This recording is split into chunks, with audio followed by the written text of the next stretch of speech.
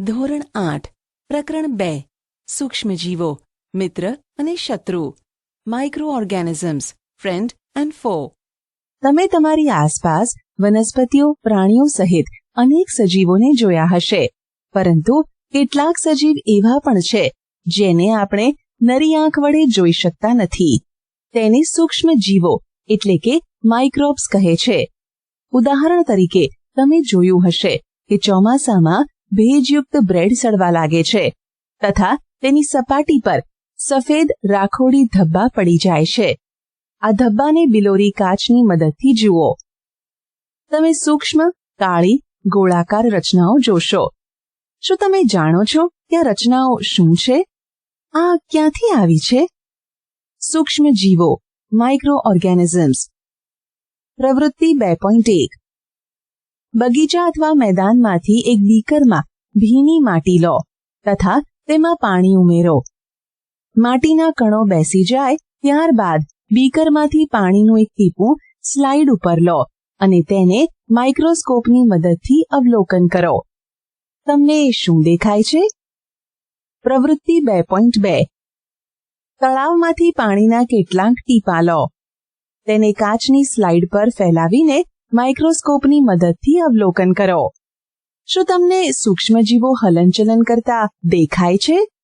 આ અવલોકન પરથી ખ્યાલ આવે છે કે માટી તેમજ પાણીમાં નાના નાના સૂક્ષ્મજીવો રહે છે. જો કે તે દરેકને સૂક્ષ્મજીવોની કક્ષામાં મૂકી શકાતા નથી. આ સૂક્ષ્મજીવો એટલા નાના હોય છે કે તેને નરી આંખે જોઈ શકાતા નથી. એમાંના કેટલાક જેવા કે બ્રેડ પર ઉગવાવાળી ફૂગને બિલોરી કાચની મદદથી જોઈ શકાય છે, જ્યારે અન્યને માઇક્રોસ્કોપની મદદ વગર જોઈ શકાતા નથી. આ જ કારણ છે કે તેને આપણે સૂક્ષ્મજીવો કહીએ છીએ. સૂક્ષ્મજીવોને 4 મુખ્ય વર્ગોમાં વિભાજિત કરવામાં આવેલ છે, જેમ કે બેક્ટેરિયા, ફૂગ, પ્રજીવ અને કેટલીક લીલ. આમાંથી કેટલાક સામાન્ય સૂક્ષ્મજીવો આકૃતિ 2.1 થી 2.4 દર્શાવવામાં આવેલ છે. વાયરસ એટલે કે વાયરસીસ. વાયરસ પણ સૂક્ષ્મદર્શી હોય છે, પરંતુ તે અન્ય સૂક્ષ્મજીવો કરતા ભિન્ન હોય છે. તે માત્ર યજમાન કોષમાં જ વિભાજન પામે છે, અર્થાત બેક્ટેરિયા, વનસ્પતિ અથવા પ્રાણીઓમાં જ વિભાજન પામે છે. કેટલાક સામાન્ય રોગો જેવા કે શરદી, ઇન્ફ્લુએન્ઝા અને ઉધરસ વગેરે વાયરસ દ્વારા થાય છે. કેટલાક વિશેષ રોગ જેવા કે પોલિયો તેમજ અછબડા જેવા રોગો પણ વાયરસ દ્વારા થાય છે. ઝાડા અને મેલેરિયા જેવા રોગો પ્રજીવથી થાય છે, જ્યારે ટાઇફોઇડ અને ટ્યુબરક્યુલોસિસ બેક્ટેરિયા દ્વારા થાય છે. તમે આમાંથી કેટલાક સૂક્ષ્મજીવો વિશે ધોરણ 6 અને 7 અભ્યાસ કરી ચૂક્યા છો. સૂક્ષ્મજીવો અને આપણે. માઇક્રો ઓર્ગેનિઝમ્સ એન્ડ અસ. સૂક્ષ્મજીવો આપણા જીવનમાં મહત્વપૂર્ણ ભૂમિકા ભજવે છે. તેમાંથી કેટલાક આપણા માટે લાભદાયી હોય છે તથા કેટલાક હાનિકારક અને રોગકારક હોય છે. ચાલો આપણે તેનો વિસ્તારથી અભ્યાસ કરીએ. ઉપયોગી સૂક્ષ્મજીવો ફ્રેન્ડલી માઇક્રો ઓર્ગેનિઝમ્સ. સૂક્ષ્મજીવોને વિભિન્ન કાર્યોમાં ઉપયોગમાં લેવામાં આવે છે.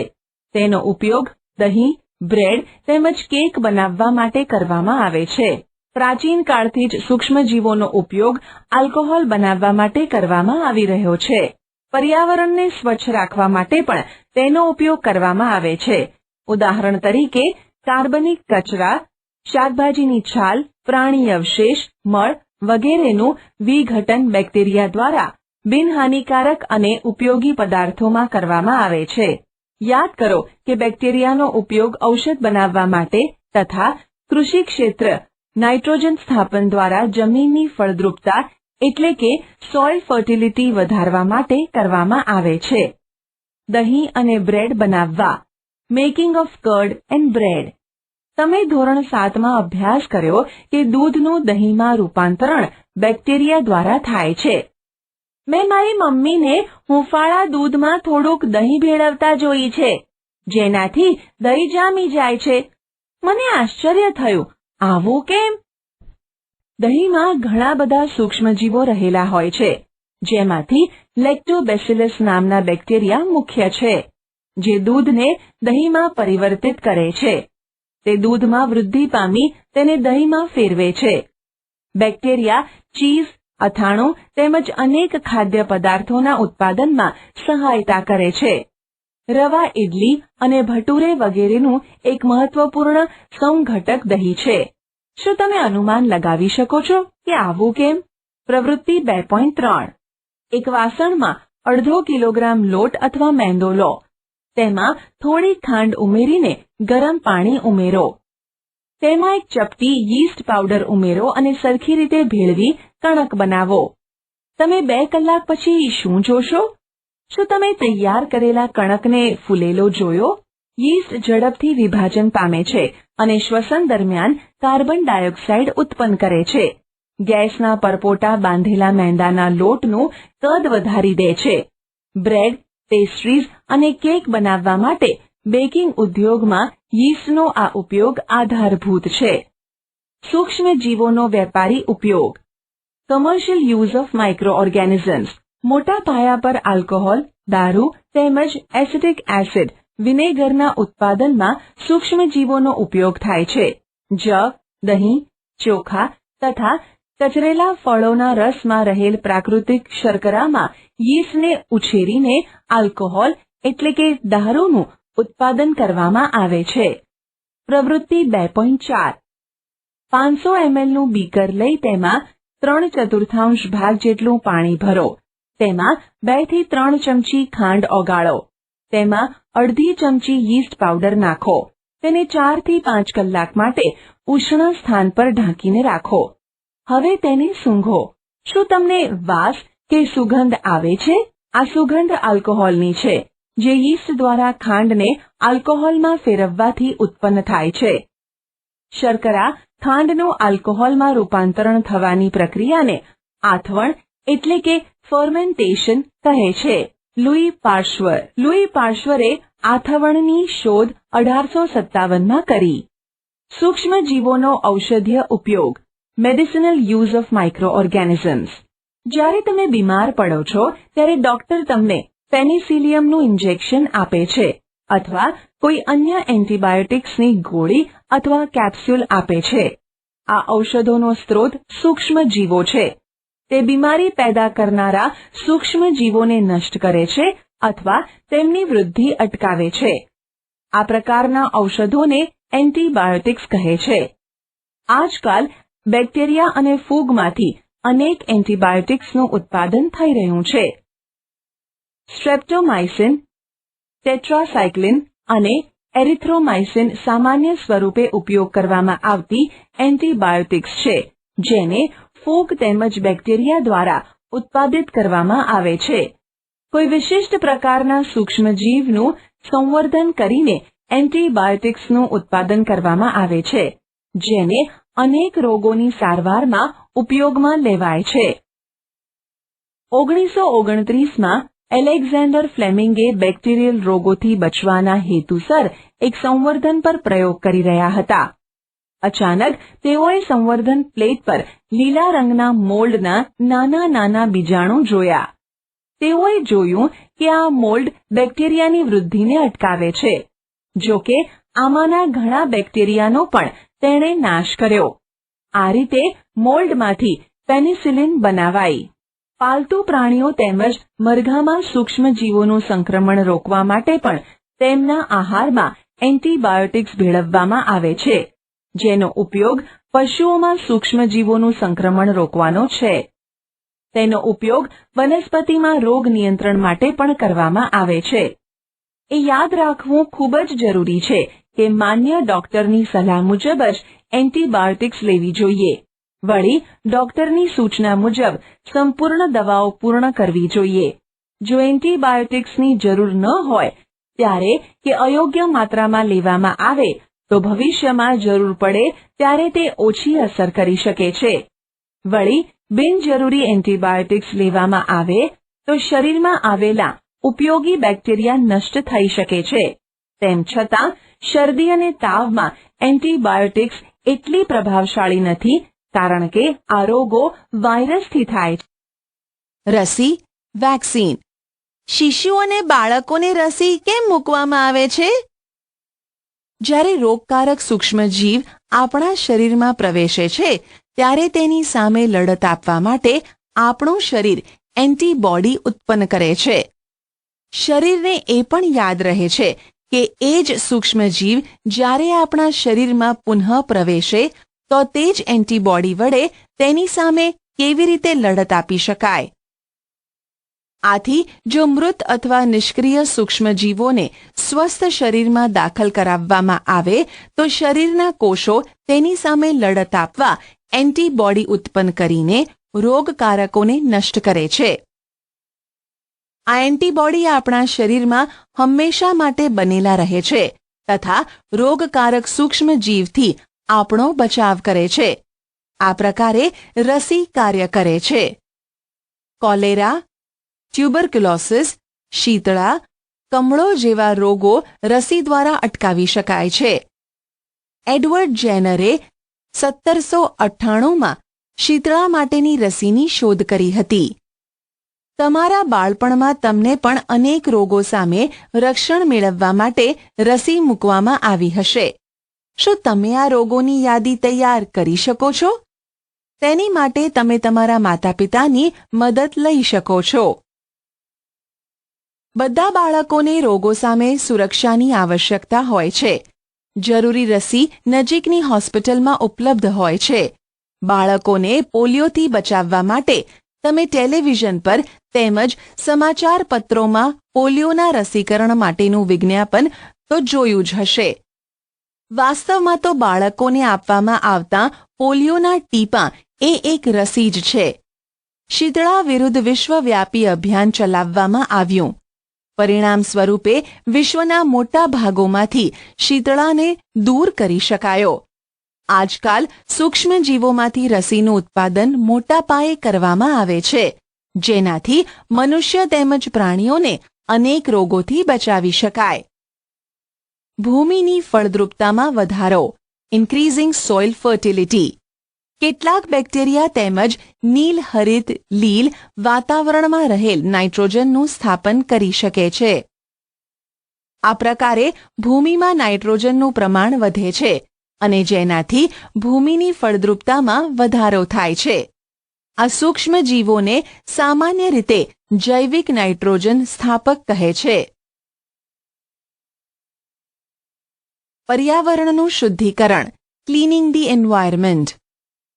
સ્કૂલમાં માળીને કુદરતી ખાતર બનાવતા જોઈને પહેલી અને બૂજોએ તેમના મિત્રો સાથે ઘરમાંથી, બગીચામાંથી ફળનો તેમજ ફળ શાકભાજીનો કચરો એકત્રિત કરીને તેને નિકાલ માટે બનાવવામાં આવેલ એક ખાડામાં નાખ્યો. કેટલાક સમય પછી તેનું વિઘટન થયું અને તે કુદરતી ખાતરમાં રૂપાંતરિત થઈ ગયો. પહેલી અને બૂજો જાણવા માંગે છે કે આ કેવી રીતે થઈ શક્યું? પ્રવૃત્તિ 2.5. 2 કુંડા લઈને પ્રત્યેકને માટીથી અડધા ભરી દો. તેને A અને B નામ નિર્દેશિત કરો. A કુંડામાં વનસ્પતિનો કચરો ભરો તથા B કુંડામાં પોલિથીન, કોથળી, કાચની ખાલી બોટલો તથા પ્લાસ્ટિકના તૂટેલા રમકડા વગેરે ભરો. તેને એક બાજુ રાખી દો અને 3-4 અઠવાડિયા પછી તેનું અવલોકન કરો. શું તમને બંને કુંડાની વસ્તુઓમાં કોઈ ભેદ જોવા મળે છે? જો હા, તો કયો ભેદ જોવા મળે છે? તમે જોશો કે કુંડા એમાં વનસ્પતિજન્ય કચરાનું વિઘટન થઈ ગયું છે. આ કેવી રીતે થયું? સૂક્ષ્મજીવો વનસ્પતિ કચરાનું વિઘટન કરીને તેને કુદરતી ખાતરમાં ફેરવી દે છે. આ પ્રક્રિયામાં બનેલ પોષક દ્રવ્યો વનસ્પતિ દ્વારા પુનઃ ઉપયોગ કરવામાં આવે છે. શું તમે ધ્યાન આપ્યું કે કુંડા બીમાં પોલિથીનની થેલી, કાચની ખાલી બોટલો તથા રમકડાના ટુકડાઓમાં કોઈ પણ પ્રકારનું પરિવર્તન જોવા મળ્યું નથી. સૂક્ષ્મજીવો તેના ઉપર કાર્ય કરીને કુદરતી ખાતરમાં રૂપાંતરણ કરી શકતા નથી. તમે અવારનવાર જમીન પર સડતી વનસ્પતિ અને મૃત પ્રાણીઓના સ્વરૂપે મૃત કાર્બનિક દ્રવ્યનો મોટો જથ્થો જોયો હશે. તમે જોશો કે તે કેટલાક સમય પછી લુપ્ત થઈ જાય છે તેનું મુખ્ય કારણ છે કે સૂક્ષ્મ જીવો વનસ્પતિના મૃત જૈવિક કાર્બનિક કચરાને તથા મૃત પ્રાણીઓને સરળ પદાર્થોમાં ફેરવે છે. આ પદાર્થ અન્ય વનસ્પતિઓ તથા પ્રાણીઓ દ્વારા પુનઃ ઉપયોગમાં લેવામાં આવે છે. આ પ્રકારે હાનિકારક તેમજ દુર્ગંધ મારતા પદાર્થોના વિઘટન માટે સૂક્ષ્મ જીવોનો ઉપયોગ કરીને પર્યાવરણને શુદ્ધ કરી શકાય છે. મનુષ્યમાં થતા કેટલાક સામાન્ય રોગો, તેનો ફેલાવો તથા અટકાવવાના કેટલાક ઉપાયો કોષ્ટક 2.1માં દર્શાવવામાં આવેલ છે. કોષ્ટક 2.1 મનુષ્યમાં સૂક્ષ્મજીવો દ્વારા થતા કેટલાક સામાન્ય રોગો. ટ્યુબરક્યુલોસિસ, બેક્ટેરિયા, હવા, ઓરી, વાયરસ, હવા, અછબડા, વાયરસ, હવા કે સંપર્ક, પોલિયો, વાયરસ, હવા કે પાણી. દર્દીને સંપૂર્ણ રીતે અન્ય વ્યક્તિઓથી અલગ રાખો. દર્દીની વ્યક્તિગત વસ્તુઓ અન્યથી અલગ રાખો. યોગ્ય ઉંમરે રસી મુકાવો. કોલેરા, બેક્ટેરિયા, પાણી કે ખોરાક, ટાઇફોઇડ, બેક્ટેરિયા, પાણી. વ્યક્તિગત સ્વચ્છતા રાખો તેમજ તે માટેની સારી ટેવો કેળવો. યોગ્ય રીતે રાંધવામાં આવેલો ખોરાક ખાવો અને ઉકાળેલું પાણી પીવું. રસી મુકાવવી. હિપેટાઇટિસ એ, વાયરસ, પાણી, ઉકાળેલું પાણી પીવો. રસી મુકાવવી. મેલેરિયા, પ્રજીવ, મચ્છર. મચ્છરદાનીનો ઉપયોગ કરો. મચ્છર ભગાડવાના રસાયણો વાપરો. કીટનાશકનો છંટકાવ કરો. આજુબાજુ ભરાયેલ પાણીને દૂર કરી મચ્છરને પ્રજનન કરતાં અટકાવો. ખોરાકની જાળવણી, ફૂડ પ્રેઝર્વેશન. પ્રકરણ 1માં આપણે કુદરતી ખાતરની જાળવણી તેમજ સંગ્રહના ઉપાયો વિશે અભ્યાસ કર્યો. આપણે બનાવેલ ભોજનની જાળવણી ઘરે કેવા પ્રકારે કરી શકીએ? શું તમે જાણો છો કે ખુલ્લા સ્થાને કે ભેજવાળી જગ્યાએ રાખેલ બ્રેડ ઉપર ફૂગ આક્રમણ કરે છે? સૂક્ષ્મજીવો આપણા ખોરાકને દૂષિત કરે છે. દૂષિત ખોરાકમાંથી વાસ આવવા લાગે છે. તેનો સ્વાદ પણ ખરાબ થઈ જાય છે તથા રંગરૂપમાં પણ પરિવર્તન આવી શકે છે. શું ખોરાકનું દૂષિત થવું તે એક રાસાયણિક પ્રક્રિયા છે? પહેલીએ કેટલીક કેરીઓ ખરીદી, પરંતુ તેણે ઘણા દિવસો સુધી તેને ખાધી નહીં. પછી તેણે જોયું તો તે બગડી ગઈ હતી.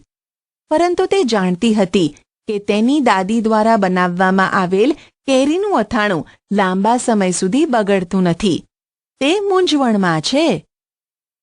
ચાલો આપણે ખાદ્ય પદાર્થોની જાળવણીની કેટલીક પદ્ધતિઓનો અભ્યાસ કરીએ, જેનો ઉપયોગ આપણે આપણા ઘરમાં કરીએ છીએ. આપણે તેને સૂક્ષ્મજીવોના આક્રમણથી રક્ષણ આપવું જોઈએ. રાસાયણિક પદ્ધતિ, કેમિકલ મેથડ. સૂક્ષ્મજીવોની વૃદ્ધિ અટકાવવા માટે સામાન્ય રીતે મીઠું તથા ખાદ્ય તેલ વપરાય છે. માટે તેને જાળવણીકારક પદાર્થો એટલે કે પ્રેઝર્વેટિવ કહે છે. અથાણું બનાવવામાં મીઠું તથા એસિડ પ્રિઝર્વેટિવનો ઉપયોગ સૂક્ષ્મજીવોનું આક્રમણ અટકાવવા માટે થાય છે. સોડિયમ બેન્ઝોનેટ તથા સોડિયમ મેટાબાયસલ્ફેટ જાણીતા પ્રિઝર્વેટિવ્સ છે. તેઓ ફળોના જામ તથા રસને પણ બગડતા અટકાવે છે. મીઠા દ્વારા જાળવણી, પ્રેઝર્વેશન બાય કોમન સોલ્ટ. લાંબા સમયથી મીઠાનો ઉપયોગ માંસ તેમજ માછલીની જાળવણી માટે કરવામાં આવે છે. બેક્ટેરિયાની વૃદ્ધિ અટકાવવા માટે માંસ તથા માછલીઓને સૂકા મીઠાથી ઢાંકી દેવામાં આવે છે. મીઠાનો ઉપયોગ કેરી, આમળા તેમજ આંબલીની જાળવણી માટે પણ કરવામાં આવે છે. શર્કરાની મદદથી જાળવણી, પ્રેઝર્વેશન બાય શુગર. જામ, જેલી તથા ફળોના રસની જાળવણી શર્કરા વડે કરવામાં આવે છે. શર્કરા ભેજનું પ્રમાણ ઘટાડે છે, જે ખોરાકને દૂષિત કરતા બેક્ટેરિયાની વૃદ્ધિને નિયંત્રિત કરે છે. તેલ તેમજ વિનેગર દ્વારા જાળવણી, પ્રેઝર્વેશન બાય ઓઇલ એન્ડ વિનેગર. તેલ તથા વિનેગરનો ઉપયોગ અથાણાને બગડતા અટકાવવા માટે કરવામાં આવે છે, કારણ કે બેક્ટેરિયા તેની હાજરીમાં મૃત્યુ પામે છે. શાકભાજી, ફળ, માછલી તથા માંસની જાળવણી પણ આ પદ્ધતિથી કરવામાં આવે છે. ગરમી તેમજ ઠંડીથી સારવાર, હીટ એન્ડ કોલ્ડ ટ્રીટમેન્ટ્સ. તમે તમારી મમ્મીને દૂધ ગરમ કરતા જોયા હશે. ગરમ કરવાથી અનેક સૂક્ષ્મજીવો નષ્ટ થઈ જાય છે. આ પ્રકારે આપણે ખોરાકને રેફ્રિજરેટરમાં મૂકીએ છીએ, કેમ કે નીચું તાપમાન સૂક્ષ્મજીવોની વૃદ્ધિને અટકાવે છે. કોથળીઓમાં આવતું દૂધ કેમ બગડતું નથી? મારી મમ્મીએ બતાવ્યું કે આ દૂધ જીવાણુ રહિત પેસ્ચ્યુરાઇઝ છે. પેસ્ચ્યુરાઇઝેશન એટલે શું? પેસ્ચ્યુરાઇઝ્ડ દૂધને ઉકાળ્યા વગર વાપરવામાં આવે છે, કારણ કે તે સૂક્ષ્મજીવો રહિત હોય છે. તેના માટે દૂધને 70 ડિગ્રી સેલ્સિયસ તાપમાને 15 થી 30 સેકન્ડ માટે ગરમ કરવામાં આવે છે અને પછી તરત જ ઠંડુ કરીને તેનો સંગ્રહ કરી દે છે. આવું કરવાથી સૂક્ષ્મજીવોની વૃદ્ધિ અટકી જાય છે. આ પ્રક્રિયાની શોધ લુઈ પાશ્ચર નામના વૈજ્ઞાનિકે કરી હતી. આથી તેને પેસ્ચ્યુરાઇઝેશન કહે છે. સંગ્રહ અને પેકિંગ, સ્ટોરેજ એન્ડ પેકિંગ. આજકાલ સૂકો મેવો તથા શાકભાજીને પણ હવાચુસ્ત બંધ પેકેટમાં વહેંચવામાં આવે છે, જેનાથી સૂક્ષ્મજીવોથી સુરક્ષા પ્રાપ્ત થાય છે. નાઇટ્રોજન સ્થાપન, નાઇટ્રોજન ફિક્સેશન. તમે ધોરણ 6 તથા 7માં રાઇઝોબિયમ બેક્ટેરિયા વિશે અભ્યાસ કર્યો હશે. તે શિંબી કુળની વનસ્પતિમાં નાઇટ્રોજન સ્થાપનમાં મદદ કરે છે. યાદ કરો કે રાઇઝોબિયમ શિંબી કુળની વનસ્પતિની મૂળ ગંડિકાઓમાં વસવાટ કરે છે, જેમ કે વાલ અને વટાણા કે જેની સાથે સહજીવી સંબંધ ધરાવે છે. ક્યારેક વીજળીના ચમકારા દ્વારા પણ વાતાવરણીય નાઇટ્રોજનનું સ્થાપન થાય છે. પરંતુ તમે જાણો છો કે નાઇટ્રોજનની માત્રા વાતાવરણમાં સ્થિર રહે છે? તમને આશ્ચર્ય થશે કે આવું કઈ રીતે સંભવ છે. ચાલો તેના વિશે હવેના ભાગમાં સમજીએ. નાઇટ્રોજન ચક્ર, નાઇટ્રોજન સાયકલ. આપણા વાતાવરણમાં 78% નાઇટ્રોજન વાયુ છે. નાઇટ્રોજન બધા સજીવો માટે આવશ્યક ઘટક છે, જેમ કે પ્રોટીન, ક્લોરોફિલ, ન્યુક્લિયક એસિડ તેમજ વિટામિન્સમાં તે હાજર હોય છે. વનસ્પતિઓ તથા પ્રાણીઓ વાતાવરણીય નાઇટ્રોજનનો સીધો ઉપયોગ કરી શકતા નથી. ભૂમિમાં રહેલ બેક્ટેરિયા તેમજ નીલહરિત લીલ વાતાવરણમાં રહેલ નાઇટ્રોજનનું સ્થાપન કરીને યોગ્ય નાઇટ્રોજન ક્ષારોમાં રૂપાંતરણ કરે છે.